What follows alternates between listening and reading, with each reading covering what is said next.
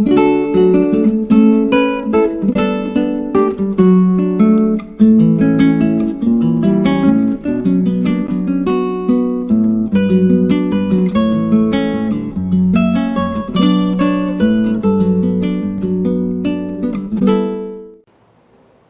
el Señor nos trae el tema número 8, alerta iglesia.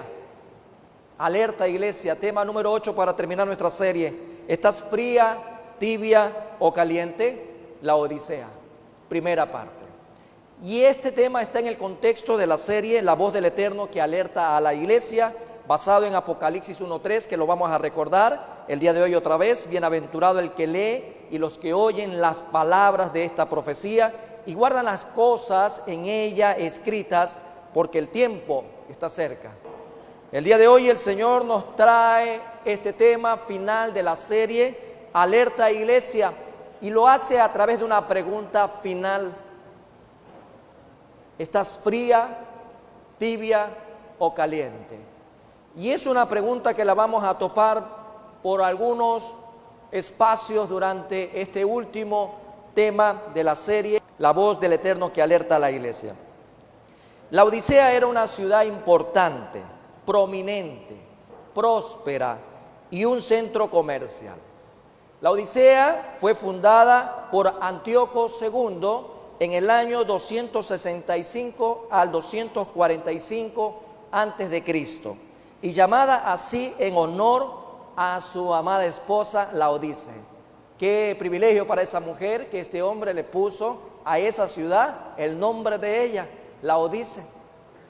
Fue una próspera ciudad debido a su ubicación en la intersección de dos importantes rutas. En aquellos días era uno de los centros comerciales más ricos de Asia Menor, además de un famoso centro económico o financiero, como lo quisiéramos decir en estos momentos. Tal era su riqueza que cuando la ciudad fue destruida por un terremoto, otra vez un terremoto hizo de las suyas, en el año 60 antes de Cristo, destruye la ciudad. ¿Qué pasó con sus habitantes? Eran tan ricos que fueron capaces de llevar a cabo la reconstrucción por sus propios medios, sin la necesidad de pedir recursos o ayuda al imperio en Roma. La ciudad era famosa por sus manufacturas de ropa confeccionadas con la lana negra de la región. También se enorgullecía de contar con una famosa escuela de medicina. En aquella época había una escuela de medicina muy famosa donde se llegó a producir un ungüento con propiedades para curar enfermedades de los oídos y también el colirio para enfermedades de la vista. Ese era el avance científico de aquella época en la Odisea. Otro detalle interesante es que en el año 62 a.C., allí también había una importante colonia compuesta por más de 7,000 judíos a quienes se les había concedido la oportunidad de conservar sus costumbres naturales. Estos convivían con otros grupos étnicos sin mayores dificultades. Había una sinergia en aquella comunidad por el hecho de que habían representaciones de otras etnias y no había mayor dificultad. En la ciudad se levantaban muchas y preciosas mansiones y hasta los actuales momentos, de acuerdo a los descubrimientos arqueológicos, algunas ruinas todavía son visibles en ese lugar. Dada la riqueza de la ciudad, sus habitantes se caracterizaban por la búsqueda del placer y de acuerdo a estos hallazgos hay edificios que dan evidencia de que habían grandes estadios, hipódromos y grandes teatros, baños termales y celebraban las famosas ferias de mercadería.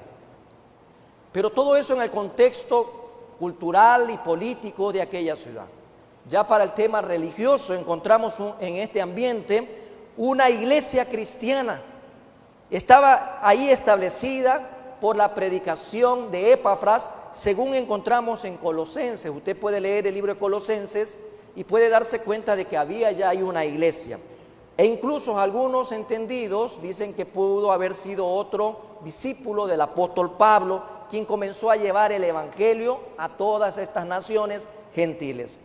El apóstol les escribió una carta que dice algunos relatos bíblicos que se extravió pero que debía también ser leída en la iglesia de Colosas. Escribió también a los colosenses, y esa carta a los colosenses también tendría que haber sido leída en la Odisea. De acuerdo a la información levantada, la relación entre ambas iglesias no era de extrañarse, porque aquellas ciudades, Colosas como la Odisea, estaban solo a una distancia de 15 kilómetros, más o menos lo que yo hago de aquí a mi casa. Entonces, podemos encontrar, amados hermanos, que estas dos ciudades y sus iglesias no estaban tan lejanas. En cuanto a la iglesia, en la época ya que Juan recibe la revelación de parte del Señor Jesucristo, cuando escribe en Apocalipsis, no se registra que esta iglesia haya sufrido algún tipo de persecución o tuviera herejías. Aquí el problema era otro. El problema en esta iglesia era el orgullo. El problema en esta iglesia era la ignorancia, provocados por su autosuficiencia y autocomplacencia. Eran a niveles exorbitantes. ¿Y quién es capaz de poder señalar esto? ¿Quién es capaz de decirle a alguien qué nivel de orgullo, de ignorancia, de autosuficiencia y complacencia pueda tener? Solo Dios, el que es omnisciente, el que puede mirar el sentimiento, el pensamiento más profundo, el que puede mirar lo más ahí secreto del corazón, solo Él lo puede decir. Por esta razón recibió la condenación más severa de todas las iglesias que hemos estudiado a lo largo de esta serie. Es la que recibe la condenación más severa. Ante esta interrogante, amados hermanos, en esta primera parte vamos a abarcar 2 puntos. Y lo que el Señor quiere es que comprendamos, a la luz de su palabra, lo siguiente. Primero, versículo 14. Nuevamente vamos a Apocalipsis, capítulo 3, versículo 14. Vemos que quiere el Señor que la iglesia comprenda quién es el remitente, quién es el que está escribiendo, porque a la larga, si bien es cierto, utiliza a Juan, pero quién es el autor de estas palabras. Y escribe al ángel de la iglesia en la Odisea: he aquí, el amén, el testigo fiel y verdadero, el principio de la creación de Dios, dice esto. Esta es la única vez que el Señor Jesucristo se llama amén. Amén. Esta expresión subraya la fidelidad del Señor Jesucristo. En Él todas las promesas son firmes, inconmovibles. En Él todo es firme, siempre. Él es el que garantiza todos los pactos de Dios para con el hombre. Veamos qué dice 2 de Corintios 1:20. En la primera parte podemos encontrar respecto a este nombre que el Señor Jesús se describe. 2:1:20. 2 de Corintios 1:20 dice lo siguiente: porque todas las promesas de Dios son en Él, sí, y en el amén. Usted lo tiene ahí. Todas las promesas de Dios son en Cristo. Todas las promesas de Dios son en Cristo. Usted no puede recibir una promesa de parte de Dios si Cristo no está en su vida. Todas las promesas de Dios para tu vida y para la mía son en Cristo. Y en Él, amén. Firmeza. Al mismo tiempo, Él se dice, porque así lo registra la palabra, Dios de verdad. Dios de verdad. Lo vemos acá. He aquí el amén. Cuando hablamos de amén, hablamos de verdad, hablamos de firmeza, hablamos de convicción. Y Él, al mismo tiempo, esta palabra nos lleva a verlo a Él como el Dios de verdad, el único, el soberano. Y a referencia dice Isaías 65:16, la primera parte: el que se bendijere en la tierra, en el Dios de verdad se bendecirá. En el Dios de verdad. Y el que jurare en la tierra, por el Dios de verdad jurará. Dios de verdad.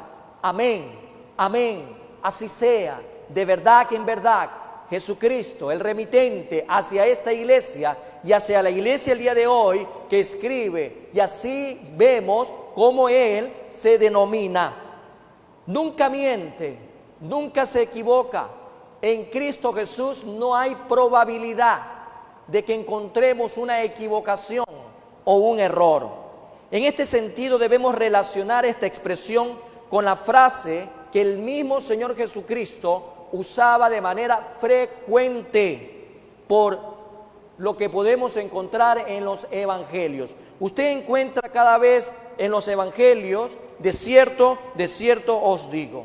Y era una y otra vez como un estribillo, como una frase muy recurrente. El Señor siempre lo decía, de cierto os digo, que literalmente significa amén, amén os digo.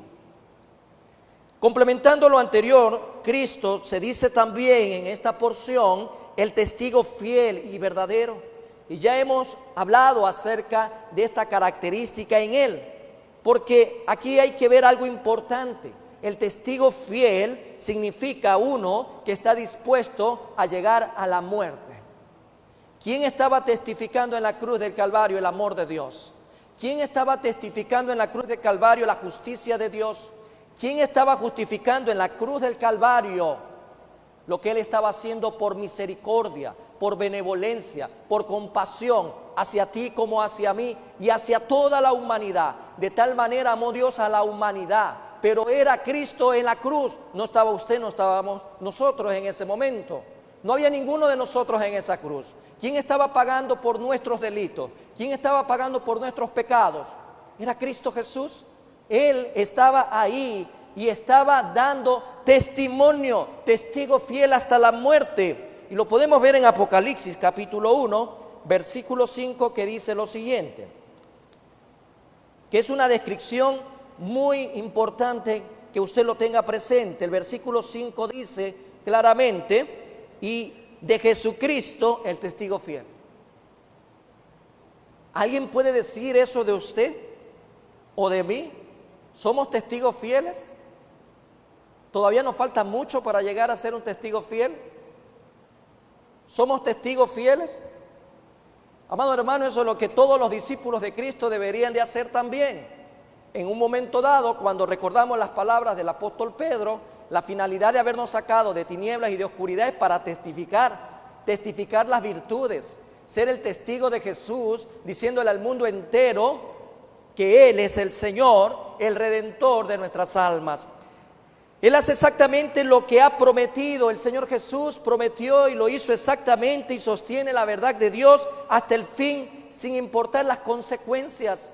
Humanamente el Señor Jesús sentía el peso de la muerte encima, la angustia, el dolor. Cuando Él estaba en el Getsemaní, Él estaba sudando, Él estaba clamando, Él estaba diciendo, Padre mío. Al final de tanto rogar, dijo, que se haga tu voluntad, no la mía, porque la parte humana de Jesús no quería ir a la cruz. Él sabía lo que iba a pasar, mas sin embargo, Él se sometió a la voluntad del Padre. Padre mío, haz tu voluntad, no la mía. Y por eso el Señor recibió ahí a todos sus perseguidores, e incluso a quien lo estaba traicionando, a un discípulo de Él. Y Él tranquilamente Él fue voluntariamente, en obediencia, en amor, y lo hizo hasta el fin, sin importar las consecuencias de lo que a Él le iba a pasar, y lo hizo por amor. Como veremos más adelante, dentro del desarrollo de este último tema de la serie, el carácter del Señor se contrasta de manera tal con la infidelidad de los cristianos en la Odisea. Es totalmente antagónico, opuesto, lo que podemos encontrar en el carácter de Jesús y en el carácter de estos cristianos que registra la Odisea. Ellos deberían recordar esto a la luz de lo que Pablo escribió, de acuerdo a lo que encontramos en 2 de Timoteo 2:13, muy conocido, como referencia lo leo. Si fuéramos infieles, no es que le manda a ser infiel por si acaso, si caemos en pecado, no si practica el pecado, que es muy distinto. Si usted se resbala en un momento dado en la vida espiritual, si fuéramos infieles, Él permanece fiel. ¿Quién permanece fiel? Cristo. ¿Quién permanece fiel? El eterno, el soberano, porque Él no puede negarse a sí mismo, porque Él es fiel y verdadero. Pero también encontramos, amados hermanos, que en este versículo que nos invita el Señor a comprender quién es el remitente, quién es el que está detrás de estas palabras, encontramos una expresión que habla acerca del principio de la creación. Y aquí hay un dato importante para que usted no se deje sorprender por aquellas enseñanzas antibíblicas. Aquí encontramos una explicación clara, muy importante, porque esto no quiere decir, y en ningún caso, que Cristo fue creado antes de todo lo demás, como en el pasado enseñaban los arrianos, y hoy en día algunos que siguen esas enseñanzas que desconocen a Cristo Jesús como Dios, que lo desconocen de tal manera que solo lo presentan como un profeta, como alguien que hizo algo bueno en esa época, como un hermano más. Así es la enseñanza hoy en día antibíblica, y esto no quiere decir eso, jamás lo quiere decir, y no podemos permitirnos que estas corrientes antibíblicas que están en nuestros medios anden enseñando tales cosas. Por el contrario, lo que se subraya aquí y en otros lugares de la palabra es la suprema autoridad y dominio que Cristo es quien tiene sobre todo la creación. Él está sobre toda la creación porque es el creador en sí mismo. Él con quien tuvo todo un principio. Vamos al Evangelio de Juan. A ver, el mismo discípulo amado nos da a nosotros claridad. Y yo quiero ahí que tú subrayes un versículo importante, el versículo 1, que dice, en el principio era el verbo. ¿Estás ahí? En el principio era el verbo. Y el verbo era, ¿y qué dice al final? No dice que el verbo era un Dios, como muchos quieren seguir enseñando hoy en día, desconociendo la deidad, la divinidad y la razón de ser de la Trinidad. Ahí dice claramente, el verbo era Dios, no era un Dios. Y muchas personas a tu alrededor a veces andan con unas revistas ahí enseñándote eso. Andan de casa en casa enseñándote esas cosas. Y aquellos que no les gusta leer la Biblia fácilmente se confunden. Dios nos hace ver en esta mañana quién es el remitente, Jesús. Más adelante dice el versículo 3 de Juan 1, todas las cosas, ahí dice claro, por Él, por Cristo, fueron hechas. Y dígalo conmigo ahí, y sin Él, nada de lo que ha sido hecho fue hecho. Nada sin Jesús, todo con Él. En el libro de Apocalipsis debemos de entender que la palabra principio no significa lo que usted y yo comprendemos.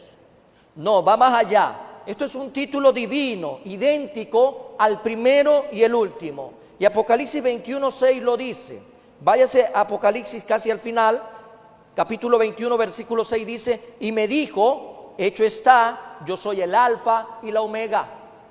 Alfa y la omega significa el principio y el fin. Significa que fuera de Él no hay nada, ni antes de Él tampoco. Él es todo, todo lo que usted se puede imaginar. Usted tiene la idea de la galaxia en la que vive, el universo en el que vive, los planetas del sistema solar están microscópicos ante la creación de todo lo que el Señor ha hecho. Lo que usted jamás se puede imaginar, todo lo creado es por Jesús. Y del mismo modo, podemos ver que el profeta Isaías también habla respecto a esta característica que hay que aplicarlo en la vida, en el ser de Jesús. Cuando se refiere a Yahweh, a Jehová, dice Isaías 41:4, ¿quién hizo y realizó esto? ¿Quién llama las generaciones desde el principio? Estaba escribiendo Isaías, inspirado por el Espíritu Santo, Y nos hace ver en este versículo 4 de Isaías 41 lo siguiente: yo Jehová, contestando estas preguntas, yo Jehová, el primero, y yo mismo con los postreros. No hay otra manera de verlo, amados hermanos. Cristo es la fuente, el origen de todo lo que existe, y por esta razón en Él se encuentra sentido a todas las cosas. Y se lo dice a esta iglesia que desconoce por estar embelecido en su autosuficiencia, en su complacencia, en su orgullo. Por eso el Señor Jesús a cada iglesia le dirigía al inicio una característica importante de quién es Él. Y lo que vemos en este momento es que Él es amén, Él es firme, Él es lo que no se va a encontrar jamás en Él error ni mentira. Vamos a encontrar siempre en Él un testigo fiel. Vamos a encontrar en Él que Él está sobre toda la creación. Y lo escribe para que tú y yo lo podamos también en esta mañana tener presente. Por eso el Señor quería que conociéramos al remitente. ¿Quién remite estas palabras a Primera Iglesia Bautista de Guayaquil en esta mañana? Es Él, Cristo Jesús. Pero no solo quiere que conozcamos eso, también quiere que conozcamos que Él, Cristo, censura a la iglesia.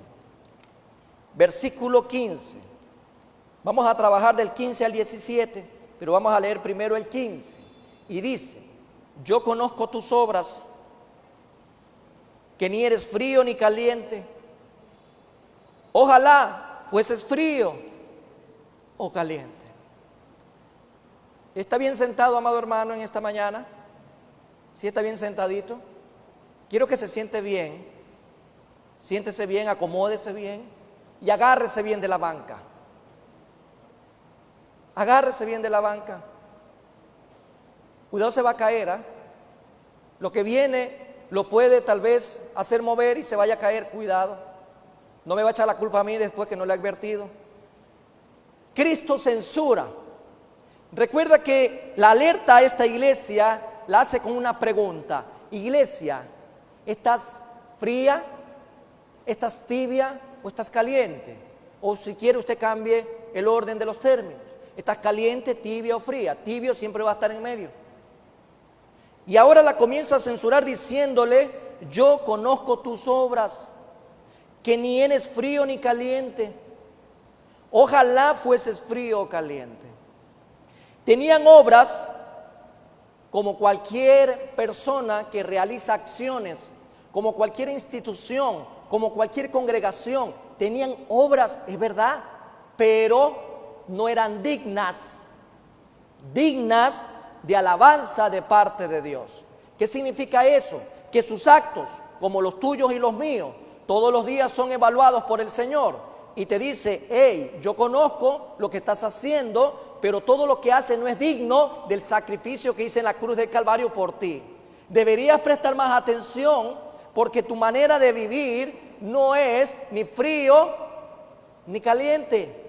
O sea, estás viviendo en una parte en donde no me agrada. Y vamos a entender esto como viene. El Señor conoce nuestras obras, lo que siempre muestra el verdadero estado espiritual de las personas. Ante Él nada es oculto, nada. Las palabras pueden indicar otra cosa, pero el Señor afirma que es por sus frutos que dice que nos va a conocer. Yo puedo decir maravillas, puedo expresar maravillas, pero son mis frutos los que al final son las obras que el Señor conoce en realidad y que puede ser que no sean dignas de alabanza. Mateo 7:16 dice lo siguiente. Mateo 7:16. Léalo conmigo, amado hermano, en esta mañana. Mateo 7:16. Y dice el Señor: por sus frutos los conoceréis. ¿Acaso se recogen uva de los espinos o higos de los abrojos? Amados hermanos, así es como el Señor lo establece. Obras conforme a su nivel espiritual era lo que esta iglesia, sus miembros en la Odisea estaban haciendo. En este caso, lo que Cristo reprocha a esta iglesia es que no eran ni fríos ni calientes, ni amaban ni odiaban, no se apasionaban por nada, ni por lo bueno ni por lo malo. Eran indiferentes, en otras palabras. El agua caliente es útil para darse un baño. El agua fría es rica en tiempos de calor como este. Pero el agua tibia siempre será un sabor malo.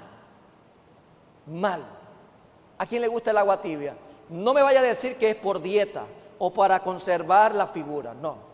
Creo que a nadie en un momento de calor va a ir a tomar agua tibia. Nadie. Definitivamente es muy desagradable. Y en este sentido es interesante notar el contraste con las iglesias de Éfeso. ¿Se acuerda la primera iglesia? Y Tiatira. Éfeso y Tiatira, aquí podemos observar algo importante. Los creyentes en Éfeso odiaban las falsas doctrinas, pero no amaban. Ellos odiaban la enseñanza errática, falsa, antibíblica, pero, ahí dice claro, no amaban. Tiatira, en cambio, amaban a las personas, pero no odiaban el error doctrinal. En cambio, en la Odisea, la gente aquí ni amaba ni odiaba. En otras palabras, encontramos dentro de esta censura, amados hermanos, regresando a nuestra lectura central en el versículo 16, lo siguiente. En esa primera parte dice, pero por cuanto eres tibio, dice ahí, y no frío ni caliente. El Señor le estaba censurando una relación tibia para con Él. Jesús le estaba diciendo, tu relación conmigo está en término medio. Y lo dice claramente, ni frío ni caliente, eres tibio. Y es incómodo tener esta clase de relación con alguien. ¿A usted le gustaría eso, amado hermano? Usted quiere que las personas sean transparentes y se definan. O eso no es, pero no me juegues en medio, porque en medio rayas en un comportamiento que Dios va a reprochar tarde o temprano. Primera de Reyes 18:21, vamos al Antiguo Testamento y veamos en Primera de Reyes capítulo 18, que dice lo siguiente. 18, versículo 21, nos dice el Señor lo siguiente. Y acercándose Elías, mira lo que Elías le dice al pueblo. Acercándose Elías a todo el pueblo dijo, ¿hasta cuándo claudicaréis vosotros entre dos pensamientos? Si Jehová es Dios, seguidle. Y si Baal, id en pos de él. ¿Qué hizo el pueblo? No respondió. El pueblo no respondió, pero el Señor le manda a un profeta, le manda a uno de sus hombres santos y lo lleva a tal punto a que vea que no es posible vivir entre dos pensamientos. O le sirves a Dios o le sirves al diablo. ¿Cuántos cristianos hoy en día están en las iglesias y están en el mundo? Y el Señor lo que dice en esta mañana es, por favor, o eres mío o no eres mío. Para complementar dice Mateo 12:30, el que no es conmigo, contra mí es. ¿Usted está con Dios o no está con Dios? Alcen la mano los que están con Dios. Amén. Qué lindo. Espérese un ratito, tenga la mano alzada para que le tomen la foto. Amén. Así lo dice el Señor Jesús, el que no es conmigo, contra mí es. Si usted está con Dios, gloria a Dios. Gloria a Dios por ello, porque hay muchos hoy en día que dicen que están bien dentro de la iglesia, pero sus actos son los que al final del día el Señor los saca a la luz y dice, yo conozco tus obras. Muchos hoy en día que dicen que están bien ser un cristiano, pero no un fanático. Usted ha escuchado esa expresión, porque hay fanatismo. Y aquí podemos darnos cuenta, ¿es posible ser demasiado fiel? ¿Es posible amar a Dios demasiado? ¿Cuánto crees que es posible amar a Dios demasiado? ¿Acaso nuestra vida limitada alcanzará para devolverle a Dios el amor que Él nos da? Es imposible. No nos alcanza ni la eternidad. Imagínense solo la vida en esta tierra, de creer que ya rayamos demasiado en amar a Dios. Nunca será suficiente amar a Dios, ni con todo lo que tengas, ni siendo lo más pegado a un servicio fiel a Dios, jamás será suficiente amar a Dios como Él se merece. Con frecuencia, muchos de nuestros problemas nos vienen por irnos a los extremos. En la vida diaria, muchos problemas vienen porque nos vamos a los extremos y no guardamos nuestro equilibrio. Y es una expresión que yo siempre la utilizo en mi vida personal. Pero cuando se trata de las cosas espirituales, aquí el Señor nos hace ver que a Él le desagrada que no seamos extremistas más bien. Lo que para el hombre a veces es un problema porque eres tan extremista, eres tan radical, porque eres tan esto. Para Dios, en cambio, en este caso, a la Odisea, lo que le desagrada es que no seamos extremistas, que no seamos ni fríos ni calientes. Bueno, en realidad quiere que seamos calientes por si acaso. El Señor no quiere que usted sea frío, Él quiere que sea caliente, que el amor suyo por Él sea tan y tan intenso todos los días, y que también lo que concierne a la salvación, a la obra que Él ha hecho en nuestros corazones, arda. Al final eso es lo que Él quiere, que nos definamos. Él le decía a esta iglesia: defínete por favor. Él le dice hoy en día, primera iglesia: están definidos, están conmigo, están contra mí, son fríos o son calientes, ¿qué mismos son? Vamos a ver qué dice Judas. Solo tiene un capítulo, vamos a ver el versículo 3. Usted puede encontrarlo fácilmente entre Génesis y Apocalipsis. ¿Ya lo encontró? Ya, ahí le di la pista, entre Génesis y Apocalipsis. En Judas, en el versículo 3, encontramos lo siguiente: amados, por la gran solicitud que tenía que escribiros acerca de nuestra común salvación, me ha sido necesario escribiros exhortándoos que contendáis ardientemente por la fe que ha sido una vez dada a los santos. El Señor, si bien es cierto, nos hace ver con esta iglesia que Él estaba totalmente molesto, le desagrada mucho que no tengan un extremo definido. Al final el anhelo de Él es que todos nosotros seamos calientes, apasionados, ardientes en el corazón, tal como lo describe Judas, para poder seguir sirviendo y amándole. Y una pregunta que arroja esta parte de este punto es: ¿cómo podemos ser tibios en este asunto? ¿Cómo podemos ser tibios con Dios? ¿Cómo podemos ser cristianos y no ser afectados por su fuego?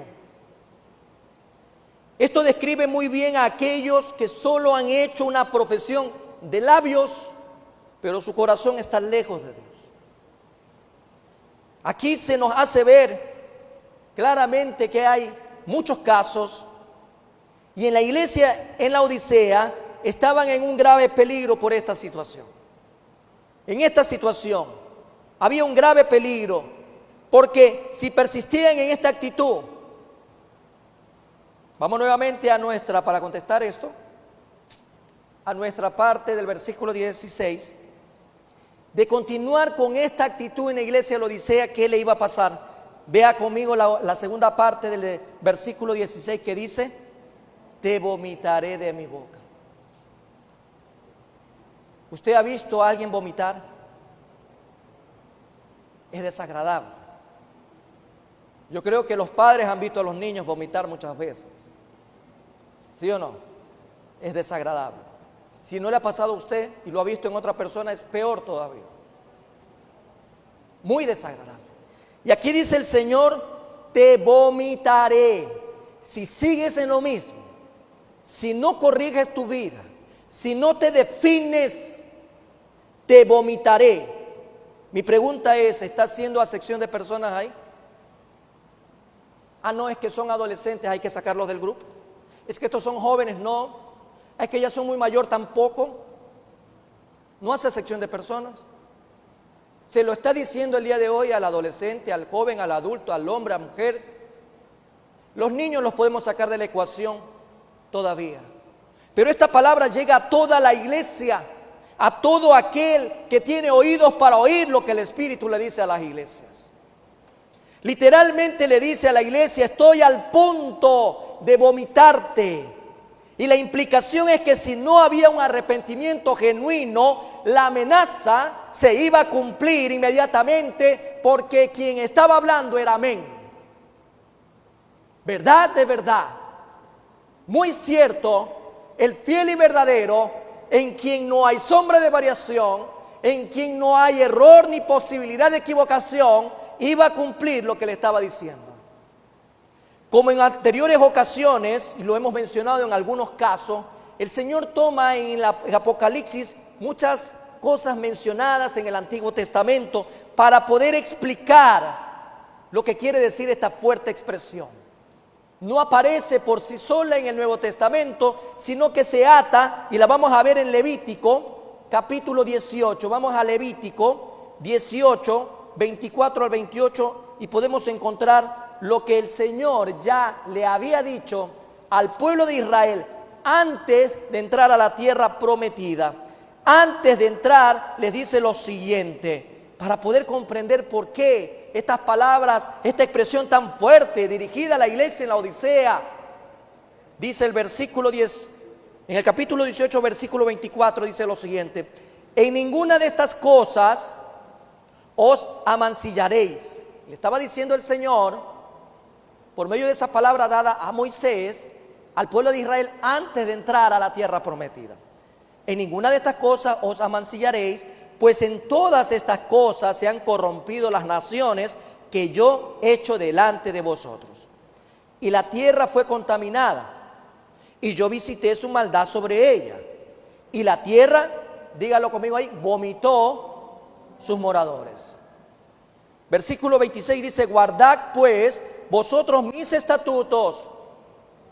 Le dice al pueblo de Dios le dice: guardad pues vosotros mis estatutos y mis ordenanzas, y no hagáis ninguna de estas abominaciones, ni el natural ni el extranjero que mora entre vosotros.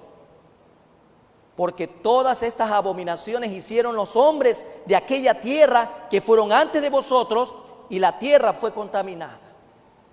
Versículo 28 dice: no sea que la tierra os vomite por haberla contaminado, como vomitó a la nación que la habitó antes de vosotros. Allí se les advirtió que iba a vomitar a los cananeos que vivían allí por causa de las abominaciones, de las aberraciones con que habían contaminado esa tierra. El Señor no podía tolerarlos más y le hacían sentir enfermo. Ahí hay una porción importante que en el libro de Apocalipsis se complementa tan bien, que nos permite comprender por qué el Señor le estaba diciendo a la Odisea: te voy a vomitar. Esas prácticas tuyas no me agradan, me enferman, y te voy a vomitar si no cambias, si no te arrepientes. Pero a continuación, en el caso del Antiguo Testamento, como le advirtió a los propios israelitas, y ellos no hicieron caso. El problema del ser humano, amado hermano, yo creo que usted va a entender bien esta expresión, es que por aquí le entra y por acá se le sale. Usted le dice así muchas veces a sus hijos, ¿no? Así a decir el Señor: hijitos, por aquí se te entra y por acá se te sale. Y el pueblo de Israel estaba haciendo eso exactamente. Ellos estaban haciendo lo mismo, esas costumbres abominables de esas naciones que Dios estaba expulsando delante de ellos. ¿Qué ocurrió en ese relato histórico? Israel, al cabo de poco tiempo, se olvidó de lo que el Señor les había advertido. Hicieron lo mismo que los cananeos y Dios los vomitó. En otras palabras, los expulsó, y vino el cautiverio babilónico, y usted ya sabe un poco más lo que pasa ahí. Era un asunto al que tenían que prestar mucha atención. El hombre sigue siendo el mismo, amados hermanos, tanto en el tiempo de Israel, cuando se escribe esta porción en Levítico, en el tiempo de la Odisea, imagínense unos 20, 21 siglos atrás, en el tiempo de hoy sigue siendo el mismo, aunque ahora los científicos dicen que el hombre sigue evolucionando, biológica y anatómicamente, están encontrando nuevos huesitos, nuevas formas, nuevos diseños, pero el alma sigue siendo la misma. Y el problema del hombre sigue siendo el mismo. El problema del hombre es almático, espiritual. El problema del hombre no es si nació muy gordito, muy flaquito, si no tiene cabello, si no nació donde debería de creer que nacía, si creía que era mejor nacer en el continente antiguo, no. Ese no es el problema del hombre. El problema del hombre no es si se equivocó de carrera en la universidad o si se equivocó de escoger una mujer para esposa. El problema del hombre no es cuántos hijos tiene. El problema del hombre no está en el banco. El problema del hombre no está en el gobierno. El problema del hombre está en el alma. Y eso sigue siendo igual hasta el día de hoy. Y el Señor trae la alerta porque le dice a su iglesia que no la quiere ver tibia, sino que se defina. Podemos pensar en lo que sería beber agua tibia en pleno verano, como lo decíamos hace un momento. Con el calor intenso, llegando a 38 grados aquí en Guayaquil. Usted imagínese tomar agua tibia. Yo me tomo un café, sí, pero no agua tibia. Un café bien caliente para el calor me pasa, me refresca. Pero el agua tibia no. El agua tibia me produce náusea. Más aún cuando en la mañana me la quieren dar en ayuna. Más náusea me da. El Señor no tolera la tibieza y esta acción sugiere rechazo y disgusto. Dios no quiere este tipo de relación con nosotros. Si es frío, ya se sabe que no se puede contar con Él. Si es caliente, sabemos que hay armonía y apoyo, trabajo, servicio en la obra del Señor. Una relación tibia es repugnante a Dios, produce náusea. Debemos preguntarnos entonces en qué consiste la tibieza. ¿En qué consiste? Llevado esto al contexto de las congregaciones, hoy por hoy, implica indiferencia por las cuestiones espirituales. Indiferencia. La persona no se preocupa por la enseñanza bíblica, le da lo mismo. Me enseñan bien, si no me enseñan también, allá es problema el pastor. Por último, él es el que va a dar cuenta. Y vivimos con ese engaño y así nos han formado y eso es equivocado. No le importa si hay errores doctrinales y tampoco se preocupa por combatirlos. Otra característica de la tibieza es la falta de compromiso por la obra del Señor y su despreocupación por el crecimiento espiritual personal. Hay gente que han pasado 20 años y siguen igualitos o peores que cuando llegaron a Cristo. Frente al mundo, otra característica es que hay una pérdida del sabor. ¿Qué significa esto? No que el COVID le ha quitado a usted el sabor, porque esto ya no se trata de esa enfermedad, se trata de la espiritual. En espiritual se pierde el paladar. El mundo y la iglesia lo mismo es, saben iguales. Creemos que esa parte de la vida y sus efectos que el creyente tiene es que ha perdido lo que el Señor nos mandó a hacer, sal en esta tierra. Se llega a tal punto donde el creyente se confunde. A ver, yo veo aquí en el mundo y veo una iglesia, veo exactamente lo mismo y no se supone que debe haber una diferencia, no la mira, no la encuentra porque no hay crecimiento espiritual. También se describe como característica un cristianismo sin entrega verdadera, con hipocresía, con falsedad, mecánica y mezclado con el materialismo. Todo esto, amado hermano, le dicen a la iglesia. Esto yo creo que no lo escucho comúnmente en las predicaciones, no lo escucho por ningún lado, son pocos los pastores que predican de esto, porque para muchos esto ya pasó de moda, esto no se le predica a la iglesia hoy en día. La iglesia de hoy está llevada a otro nivel de emocionalismo, de materialismo, de, ¿cómo se llama? Siembra y cosecha, de, ¿cómo le llaman a lo otro ahora hoy en día también? ¿Cómo tiene que ver con la riqueza? Hay una palabra que no me llega ahorita, usted se la sabe. Prosperidad, cierto, pero de esto no se puede predicar. Amados hermanos, ese es el engaño. Y por eso llega la alerta. Recuerde que la alerta llega por algo, porque algo está por venir. En esta condición muy peligrosa en la que no hay ninguna garantía de auténtica vida espiritual, puesto que lo mismo puede describir a un cristiano mundano como a un profesante no nacido de nuevo. Y eso es peligroso, amados hermanos. Y hoy por hoy la iglesia tiene que levantarse, pero no en las calles precisamente a hacer marchas, sino levantarse a predicar el evangelio. Y la razón de ser tiene que ser cumplida para toda congregación que dice ser iglesia de Cristo, el Rey de Reyes y Señor de Señores. Esta iglesia tenía una equivocación y lo podemos ver en el versículo 17 porque es censurada por ello. Vamos a Apocalipsis 3:17 y véalo conmigo lo que dice. Porque tú dices, mira cómo el Señor la confronta ante lo que dice esta iglesia. Porque tú dices, yo soy rico y me he enriquecido y de ninguna cosa tengo necesidad. El orgullo, pero así, amado hermano, ¿no? Con estandarte. Y no sabes que tú eres de un desventurado, dice ahí, ¿no? Dígalo conmigo, ¿y qué más dice? Qué fuerte lo que viene. Miserable. Pero pastor, ¿usted cómo va a decir eso en el púlpito? Esa palabra, miserable, sí, amado hermano.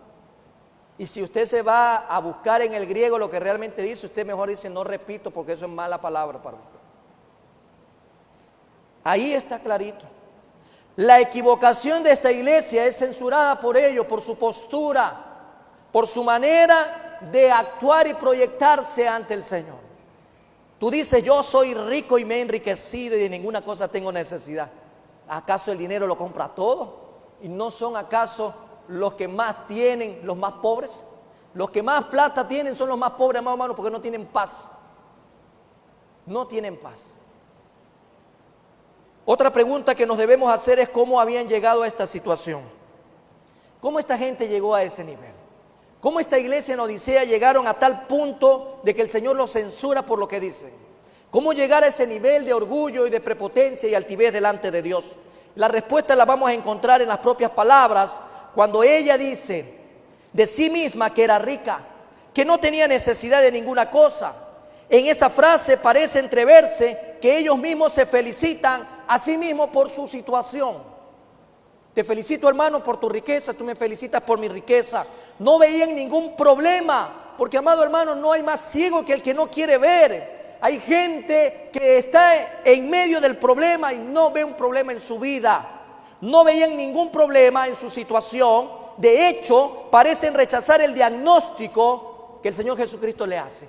Tan osados eran que rechazan el diagnóstico de nuestro cirujano por perfección, de nuestro Creador. El problema, por lo tanto, es que se negaban a verse tal como eran realmente y para colmo tenían un exceso de confianza en sí mismos. Una confianza que usted se puede preguntar en dónde habían puesto su confianza, y la confianza estaba en lo que dice nuevamente, clara como lo establece: yo soy rico. Yo soy rico y me he enriquecido. Lo que expresaba en otras palabras era su orgullo y satisfacción por lo que habían ganado por sus propios esfuerzos. Y seguramente los miembros de la congregación pertenecían a la clase alta de la sociedad. Sí, era una ciudad próspera, era una ciudad que tenía mucha riqueza, y donde estaba la iglesia era en aquella ciudad donde su gente que estaba en la clase alta de la sociedad se congregaba ahí. Gozaban del respeto de la comunidad y tendrían dinero de sobra. Es lo que menciona esta palabra. Es probable que con lo que podamos darnos cuenta hoy en día los edificios de reuniones, tal vez para ellos era algo maravilloso, sus comodidades y todo lo que había ahí.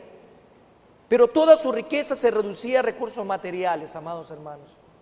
¿Habían recursos espirituales? Pregúntese, de acuerdo a lo que entendemos en esta mañana, toda su riqueza estaba enfocada solo en el materialismo, en la parte humana, pero no en la riqueza que el Señor valora. El Señor no te valora a ti por cuánto tienes, no te valora por tu apellido, no te valora por la ropa que usas, no te va a valorar por el lugar donde vives, ni siquiera te valora por la congregación donde estás asistiendo. El Señor te valora por tu riqueza espiritual. El Señor te está valorando por lo que encuentra en tu corazón. Y el Señor te va a pagar según lo que encuentra en tu corazón. Y acá vemos que ellos tenían un problema totalmente grande. De hecho, el Señor Jesús habló de este tipo de riqueza. La riqueza en esa época, de esa riqueza cuando hablaba en el Evangelio de Mateo capítulo 13, versículo 22, esa riqueza que impide que la palabra sembrada en el corazón llegue a producir fruto. Veamos qué dice el versículo 22. El que fue sembrado entre espinos, Mateo 13, este es el que oye la palabra, pero el afán de este siglo y el engaño, dice ahí, de las riquezas, ahogan la palabra y se hace infructuosa. Ahí está claro, amados hermanos, lo que el Señor manifiesta a través de esta enseñanza el día de hoy. Su confianza estaba en sus riquezas, su confianza estaba en sí mismo. Todo lo que el Señor les estaba censurando, es importante que usted lo mire, es importante que usted lo analice. Su condición verdadera también era censurada. ¿No sabéis que tú eres un desventurado, eres un miserable, eres un pobre, ciego y desnudo? Esa era la realidad de ellos, pero ellos no, ellos se veían como ricos, ellos se veían como gente bendecida.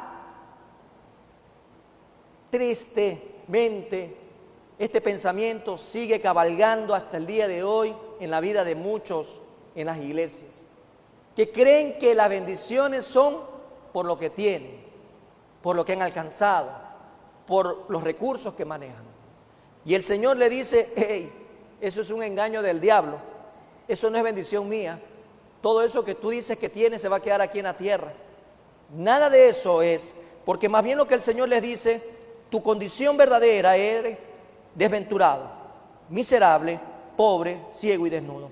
Los creyentes en la Odisea tenían una percepción distinta a la adecuada de su verdadera situación.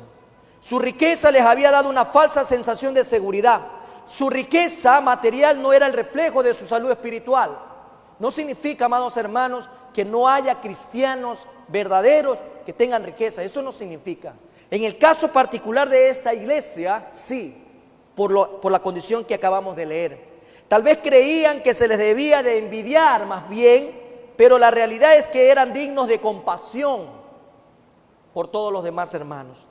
Esta difícil situación, que la gente pueda entenderlo de otra manera el día de hoy, es saber lo difícil que es que cambiaran este tipo de personas, si no era por medio de un arrepentimiento verdadero. Porque para ello, en primer lugar, tendrían que ver la gravedad de su verdadero error espiritual, de su estado espiritual, ya que para ellos el problema que veían es que la opinión de la iglesia difería radicalmente de lo que el Señor decía de ella. Mientras que ellos se creían ricos y pensaban que no tenían necesidad de nada, el Señor los veía como todos los términos que hemos dicho. Por un lado, desventurado, el Señor los veía como un lisiado. Ten compasión de este lisiado, en otras palabras. Como un lisiado, la gente tiene lástima de ellos. El Señor los veía como miserable a comparación con lo que puede ser. Así es con la gente hoy en día sin Cristo, son miserables. Y si usted tiene amigos sin Cristo, así es como el Señor los mira, miserables. Pobres, porque sin Cristo nadie es rico, porque con Él nadie es pobre. Y el diagnóstico divino eran merecedores más bien de lástima. A fin y al cabo, esta gente solo tenía dinero y eran pobres ricos. Espiritualmente estaban en bancarrota y eran mendigos, incapaces de poder ver su propia condición. Todas estas características de censura, amados hermanos, realmente hoy estremecen cuando tú buscas a la luz de la palabra de Dios la guía del Espíritu Santo y poder comprender que tal vez muchos hoy en día están en la misma situación que esta iglesia en aquella época. Es la condición de una persona que se encuentra grave. Cuando hablamos de personas que están pobres, condición de una persona que está negándose a ir al médico, porque a veces ni siquiera sabe que tiene un problema. Finalmente, amados hermanos, ¿dónde radicaba uno de sus problemas más graves? En su ceguera. Estaban ciegos. Su ceguera era uno de sus problemas más graves. La ciudad se hizo famosa, como lo decíamos en la introducción, por distribuir a todo el mundo el ungüento para los ojos, pero como medicamento, solo para la parte humana. A pesar de esto, ellos no podían por sí mismos tener una medicina para la ceguera espiritual. Y también estaban desnudos. Y todo esto es medio extraño de poderlo comparar. Si eran caracterizados por tener un avance en la medicina y un avance en la producción de ropas, ellos estaban desnudos. Una ciudad famosa de confección de ropa, mas sin embargo estaban desnudos espiritualmente desnudos. La ropa es lo que la gente ve cuando nos miran a nosotros. Yo quiero terminar en esta mañana con esta pregunta que cierra esta primera parte. Cuando lo miran a usted, yo quiero que con esta pregunta cerremos. Cuando lo miran a usted, ¿ven algo que indica que es un cristiano? Cuando sus compañeros lo miran, cuando su esposa lo mira, cuando sus hijos lo miran, cuando sus hermanos lo miran, cuando sus vecinos lo están mirando a usted, ¿ven algo que diga que usted es cristiano? ¿Ve algo? Ah, no, es que yo tengo la sonrisa de un cristiano. Ah, no, yo tengo la mirada de un cristiano. Ah, no, es que yo hablo como cristiano. ¿Será esa la respuesta? Cuando la gente lo mira a usted, ¿ve algo que diga que usted es un cristiano? La única manera sería responder si Cristo está en su vida.